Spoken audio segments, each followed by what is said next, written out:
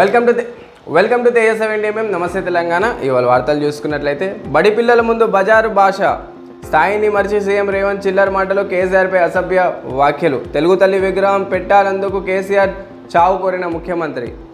సచివాలయంలో తెలంగాణ తల్లి సీఎం రేవంత్ రెడ్డి హుడావిడి ప్రకటన. గంటల్లోనే 2 సార్లు స్థల పరిశీలన. తెలుగు తల్లి విగ్రహం ఉన్న చోట రాజీవ్ గాంధీ విగ్రహమే పెడతామని మంకు పట్టు. రాజీవ్ విగ్రహంపై చేయేస్తే చెప్పు తెగుతుందంటూ హోదా మార్చి వ్యాఖ్యలు. సచివాలయం ఎదుట రాజీవ్ గాంధీ విగ్రహం ఏర్పాటు చేస్తామని ప్రకటనపై విమర్శలు వెల్లువెత్తడంతో ప్రభుత్వం నష్ట నివారణ చర్యలు ప్రారంభించింది. సీఎంపై బీఆర్ఎస్ ఫిర్యాదు. రేవంత్ అనుచిత వ్యాఖ్యలపై పంజాగుట్ట పోలీసులో కంప్లైంటు.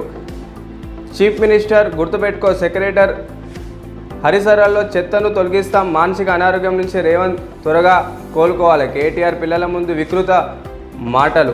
రాష్ట్రం పరువు తీస్తున్న సీఎం, దేశపతి ముఖ్యమంత్రి నోటిని పినాయిల్తో గడగాలి. విరుచుకుపడిన నెటిజన్లు. స్వచ్ఛ బయోపై ఈడీకి ఫిర్యాదు. స్వయంగా ఢిల్లీ ఆఫీస్కు వెళ్లిన క్రిషోక్. ముఖ్యమంత్రి రేవంత్ రెడ్డి ఆయన సోదరుల మధ్య డీల్పై విచారణ జరపాలని ఫిర్యాదు స్వీకరించిన ఈడీ అధికారులు. రైతులు చేరింది 7,500 కోట్ల బట్టి. రుణమాఫీపై కింద బ్యాంకులకు 18,000 కోట్లు ఇచ్చాం. వారం ఆలస్యమైన ఫలితం ఉండదు. Deputy CM. సాయంత్రానికి మాట మార్పు. 17,000 కోట్లకు వివరణ. రుణభంగం రణరంగం. రైతన్న నిరసనలు. అధికారుల నిలదీతతో దద్దరిల్లిన తెలంగాణ. ముంచెత్తిన వాన, స్తంభించిన రవాణా. గ్రేటర్ హైదరాబాద్ పరిధిలో జడివాన విభత్సం. సగటున 12 సెంటీమీటర్ల వాన. పొంగిన నలాలు. భారీగా ట్రాఫిక్ జామ్. వాహనదారుల ఇంట్లో పలు జిల్లాల్లో కుంభ వృష్టి. స్తంభించిన జనజీవనం. 24 వరకు ఇదే తరహా వానలు. సీతక్క అనుచరుడు ఇసుక దందా. డబ్బు తీసుకొని ఇసుక లోడింగ్ చేయలేదని లారీ డ్రైవర్ వాగ్వాదం. సోషల్ మీడియాలో వీడియో వైరల్. సీతక్క కాంగ్రెస్తో నాకు సంబంధం లేదు. శ్రీనివాసరెడ్డి. కాంగ్రెస్లో గోల కురుము బేరి. ప్రభుత్వంలో తగిన ప్రాధాన్యం లేదంటున్న ఆగ్రహం. అంజన్ కుమార్ యాదవ్ నేతృత్వంలో ప్రత్యేక భేటీ. తమ వల్లే కాంగ్రెస్ అధికారంలోకి వచ్చింది. హైడ్రా హద్దు ఎందుక? ఔటర్ వరకు మాత్రమేనా? జీవోలు స్పష్టీకరణ. ఓరారాలకు అవతల హైడ్రా చర్యలపై మొదలైన చర్చ. ఔటర్కు 15 కిలోమీటర్ వెలువల కూల్చివేతలు. స్వచ్ఛంగా ప్రజల నుంచి ఫిర్యాదులు. కమిషనర్ అమ్రపాల్ కుదింపు. మూసీ హెచ్ఎండిఏ నుంచి తొలగింపు. జీహెచ్ఎంసీ కమిషనర్గా పూర్తి బాధ్యత. సీనియర్ ఐఏఎస్లు ఇవ్వాల్సిన పోస్టులు అప్పగించడంపైనే వివాదం. సో తెలంగాణ వ్యాప్తంగా కూడా హైడ్రా అనే పేరు వినిపిస్తుంది. అసలు ఏంటి హైడ్రా? హైడ్రా అంటే Hyderabad disaster management and assets protection act. అంటే ఈ హైడ్రా గతంలోనే, అంటే రేవంత్ రెడ్డి గారి ప్రభుత్వం వచ్చిన తర్వాత అసెంబ్లీలో ఈ హైడ్రా గురించి బిల్ పెట్టడం జరిగింది. ఈ హైడ్రా అమలుకు వచ్చిన తర్వాత దీని ఒక ముఖ్య ఉద్దేశం ఏంటి అంటే, దాదాపు మన తెలంగాణలో ఔటర్ రింగ్ రోడ్ చుట్టూ, రీజనల్ రింగ్ రోడ్ చుట్టూ భూముల్ని కాపాడుకోవడం. అంటే ప్రభుత్వ భూముల్ని ఇది కాపాడుతుంది, అదేవిధంగా చెరువులను కూడా కాపాడుతుంది. అక్రమ కట్టడాలని దీనికి చెక్కు పెడుతుంది. ఈ హైడ్రా ద్వారా ఏమవుతుందంటే, రాబోయే రోజుల్లో చెరువుల్ని ఆక్రమించే వాళ్ళకు ఇది భారీ సమస్యగా మారవచ్చు. ఇది ఒక మంచి నిర్ణయం అనే చెప్పుకోవచ్చు. దాదాపు హైదరాబాద్ చుట్టూ ఉన్న చెరువుల దగ్గరలో కూడా ఇల్లులు కట్టడం జరిగింది. దీనివల్ల చాలా వరకు కూడా ప్రజలు నష్టపోయారు. కాబట్టి ఎక్కడైతే అక్రమ నివాసాలు ఉన్నాయో అక్కడ కూల్చివేయడానికి హైడ్రా అనేది నిర్మించడం జరిగింది. దీంతో చాలా వరకు కూడా తెలంగాణలో ఔటర్ రింగ్ రోడ్ చుట్టూ, రీజనల్ రింగ్ రోడ్ చుట్టూ జరుగుతున్న అక్రమ కట్టడాల మీద చెక్ అనేది పెట్టవచ్చు. దీంతో మన నీటి వనరులను కూడా కాపాడుకోవచ్చు అని హైడ్రా చెప్తుంది. ఎఫ్ఐఆర్ నమోదులో జోప్యం ఎందుకు? అత్యాచారం జరిగిన రోజు రాత్రి వరకు ఎందుకు నమోదు చేయలేదు? అసలు కాలేజ్ ప్రిన్సిపల్ ఏం చేస్తున్నారు? ఆత్మహత్య అని ముందు ఎందుకు చెప్పారు? ట్రైనీ డాక్టర్ల అత్యాచారంపై పోలీసులు ప్రభుత్వానికి సుప్రీంకోర్టు ప్రశ్నల వర్షం.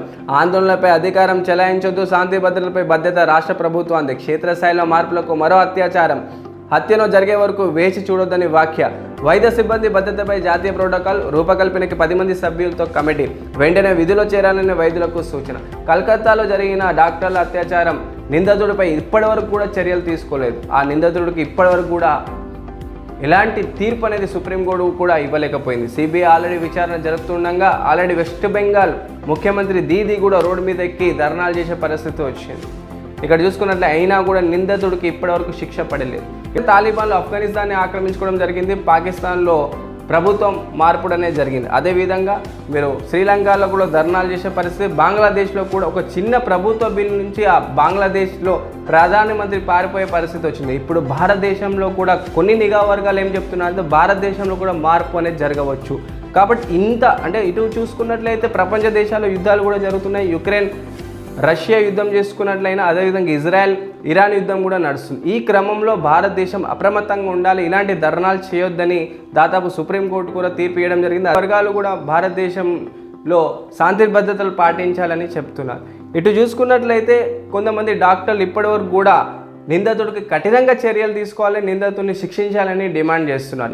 ఈ మేరకు వెస్ట్ బెంగాల్ మొత్తం కూడా ఇప్పటివరకు కూడా కొన్ని చోట్లలో ధర్నా చేస్తున్నారని చెప్పారు. లిటరల్ ఎంట్రీపై యూటర్న్ వ్యతిరేకత రావడంతో కేంద్రం వెనుకడుగు, నియామక ప్రకటన రద్దు చేసిన యూపీఎస్సీ. ఎన్డీఏ సర్కారు పీచే మూడు, ఒకేసారి నిర్ణయం ఆపై వెనక తీసుకోవడం. మూడో టర్మ్లో మారిన ఎన్డీఏ సర్కార్ తీరు, మొన్న వాక్స్ సమరణ బిల్లు ప్రసరణ బిల్లుపై వెనుకడుగు, ఇప్పుడు లెటరల్ ఎంట్రీ పైన ఇదే వైఖరి, వ్యతిరేకతకు జడిస్తున్న నరేంద్ర మోదీ సర్కార్. 2014 నుంచి 2024 వరకు నరేంద్ర మోదీ గారి ప్రభుత్వం ఎన్నో చట్టాలు తీసుకురావడం జరిగింది. 2014లో అధికారం వచ్చిన తర్వాత మొట్టమొదటి చట్టం నోట్ల బంద్ అంటే డిమానిటైజేషన్. 2500 నోట్లు 1000 రూపాయలు బంద్ చేయడంతో దేశవ్యాప్తంగా కూడా అల్జడి మొదలైంది. చాలామంది ప్రజల నుంచి కూడా వ్యతిరేకం రావడం జరిగింది. ఆ తర్వాత ఆన్లైన్ వ్యవస్థ తీసుకురావడం జరిగింది.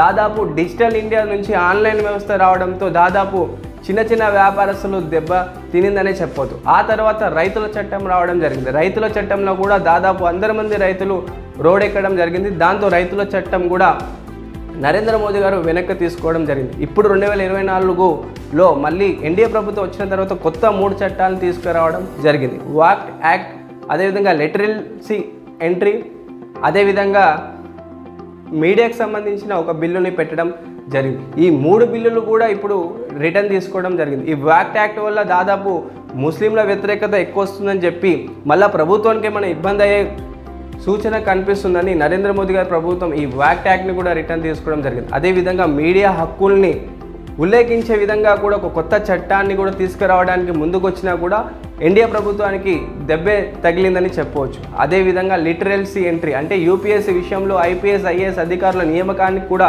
ఈ లిటరసీ ఎంట్రీ ఎంతో ఉపయోగపడుతుందని ఎన్డీఏ ప్రభుత్వం తీసుకొచ్చినా కానీ ఎస్టీ వర్గాలకు ఇది దెబ్బ పడుతుందని చెప్పి దాదాపు లిటరసీ ఎంట్రీని కూడా వెనక్కి తీసుకోవాల్సి వచ్చింది. దాదాపు ఎన్డీఏ ప్రభుత్వం ఇప్పుడున్న భారతదేశ పరిస్థితిని అనుకూలంగా కొత్త చట్టాలు తీసుకురావడానికి కొంత వెనకడుగేస్తుందని చెప్పవచ్చు. దొంగల బడి కోర్సు ఫీజు 2 లక్షల నుంచి 3 లక్షలు. పిల్లల్ని పోటీపడి చేర్పిస్తున్న తల్లిదండ్రులు. కోర్సు పూర్తయ్యాక ఏడాదికి 5 లక్షల చొప్పున ఫ్యామిలీలకు చెల్లిస్తున్న ముఠాలు. సామాన్యంగా చూసుకున్నట్లయితే మన పిల్లల బంగారు భవిష్యత్తు కోసము ఒకరు డాక్టరో ఇంజనీరో సైంటిస్ట్ కావాలని మనం కోరుకుంటాం. కానీ దొంగ కావాలని మీరు కోరుకుంటారా? అవునండి, మీరు విన్నది నిజమే. దొంగ కావాలని కూడా కొంతమంది కోరుకుంటారు. కాబట్టి మధ్యప్రదేశ్లోని 117 కిలోమీటర్ దూరంలో ఉన్న ఒక భోపాల్ ప్రాంతంలో దొంగలకు ట్రైనింగ్ ఇవ్వడం జరుగుతుంది. అంటే ఈ దొంగల బడి, ఒక దొంగల ఇన్స్టిట్యూట్. ఇక్కడ ఏంటంటే సామాన్యంగా ఇది రాత్రిపూట ఈ బడి ఉంటుంది. ఇక్కడ దొంగలకు ట్రైనింగ్ ఇవ్వడం జరుగుతుంది. అంటే దొంగతనం ఎలా చేయాలి, దొంగతనం చేసిన తర్వాత మీరు ఎలా పారిపోవాలి, దొంగతనాన్ని ఎంత ప్లాన్తో చేయాలని నేర్పిస్తారు. ఈ కోర్సుకి దాదాపు 2 లక్షల రూపాయల ఫీజు. అంటే చాలామంది మధ్యప్రదేశ్లో తల్లిదండ్రులు దీన్ని పోటీ పడి మరి ఫామ్ కడుతున్నారంట. అదేవిధంగా దీని ఏజ్ కూడా పెట్టడం జరిగింది. 13 నుంచి 17 సంవత్సరాలు ఉన్నవారే ఇక్కడ మీరు అనుమతి. ఎందుకంటే శిక్ష అనేది వీళ్ళకి తక్కువ ఉంటుంది కాబట్టి. అదేవిధంగా 2 లక్షలు 3 లక్షలు ఫీజు కట్టిన తర్వాత దాదాపు ఆ ఫ్యామిలీకి 5 లక్షల రూపాయలు ఇస్తారంట. అంటే ఇంత మధ్యప్రదేశ్లో ఇంత ఘోరంగా తయారైందని మనకు స్పష్టంగా తెలుస్తుంది. అంటే యువతరాన్ని ఎటువైపు మళ్లించాలనో ఈ మధ్యప్రదేశ్లోని ప్రభుత్వం వీళ్ళని పట్టించుకోవడం లేదని తెలుస్తుంది.